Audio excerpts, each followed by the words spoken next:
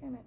I'm not sure if you could see that in the last video, but this is what we had here. We had negative 4 plus 15 is equal to 11, which is equal to b. So let's erase this, and we'll just hold on to the information that counts here. Again, our mission in this first part was simply to factorize a times c into different two different values that could be multiplied together, and see if when we added those values we got to 11. And what we found was that one multiple of this, or one factorized form of a times c, negative 60 was equal to negative 4 times 15, and 11 was equal to negative 4 plus 15. Now, I like to call these identified factors m and n. And what we say is that we found an m times n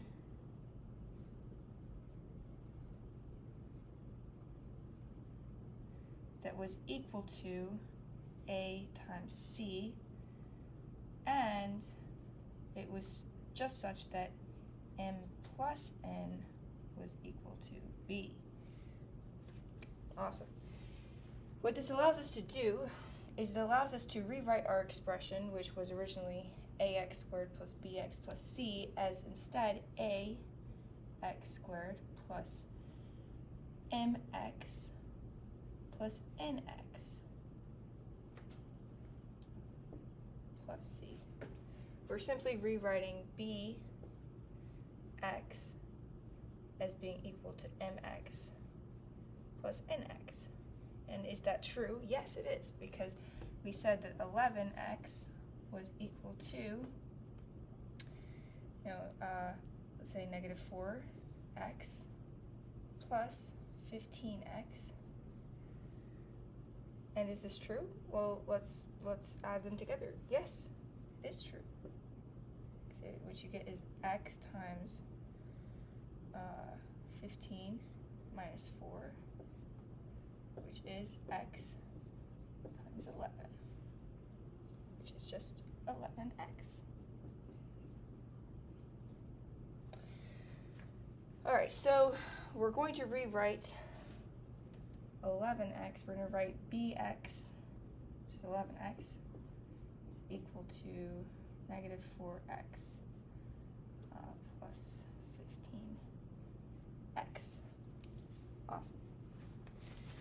Now that we've done that, we'll just erase this. Don't need to reference that at the moment. And what we will find is that if we rewrite our whole expression, we can now group some of these terms together strategically. When I say strategically, it means it's not always going to be, oh, obviously do this. You have to think about it a little bit. You have to be able to recognize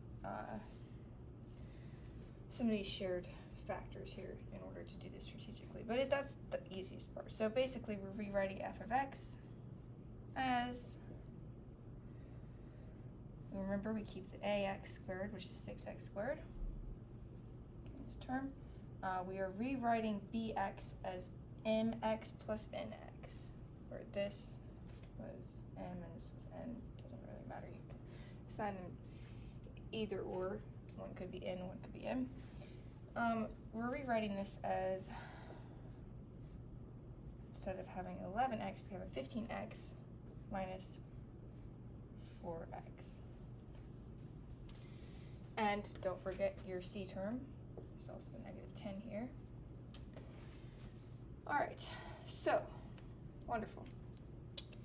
What this allows us to do is now to group together things that we can factor.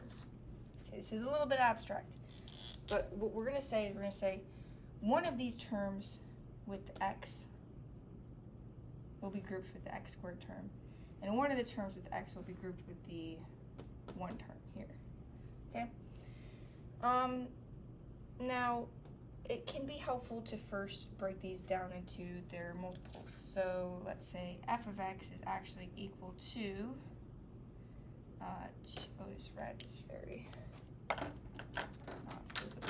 Let's do purple. Okay, so f of x is equal to 6x squared, but 6 is actually just 2 times 3 times x times x.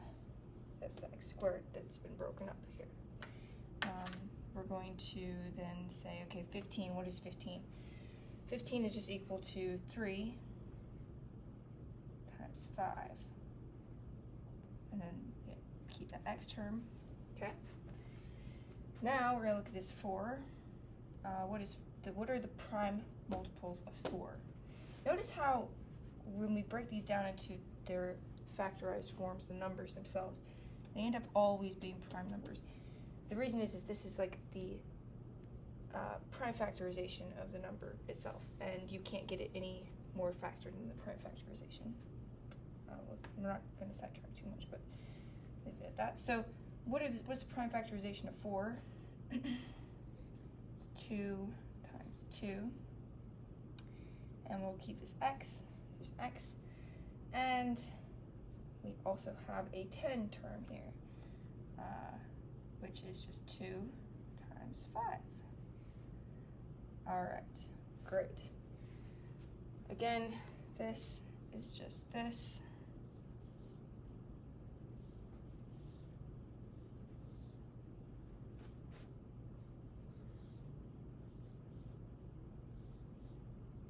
Just rewritten them to their factorized forms.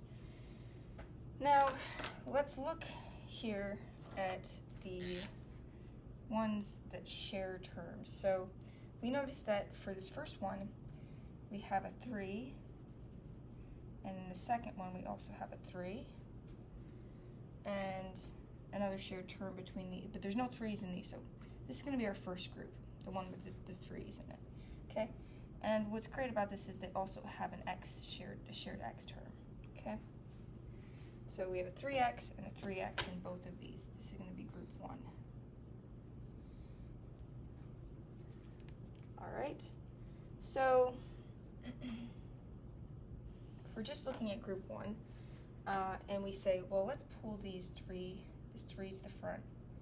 Let's pull this x to the front from both of these terms. Okay, what we're left with is 3x in the front, like this, and what's left behind is this 2 in the first term and this x in the first term. So we'll do parentheses 2x, and then there's a plus sign here. And what's left in this last term is a 5. These are the factors that were not shared by them. So we leave them behind inside of the parentheses. We pull this to the front, 3x, and we leave behind the 2x plus 5. Okay, so that's our first one. Now, our second one, this is not too hard. Let's identify the shared multiples. Here we actually have a -2 that's being shared by this one, and a -2 that's being shared by this one. So let's pull them out to the front. If we pull a -2 out, what we're left with is -2 parentheses. What's left over is a 2x, and you would be like, well, what about the minus sign? Well, the minus sign was pulled out. We're left with a +5. Okay, there's a +5 here, like so. All right, let's do another part. This is where we're at now. We have 2 groups. Each one has been factored.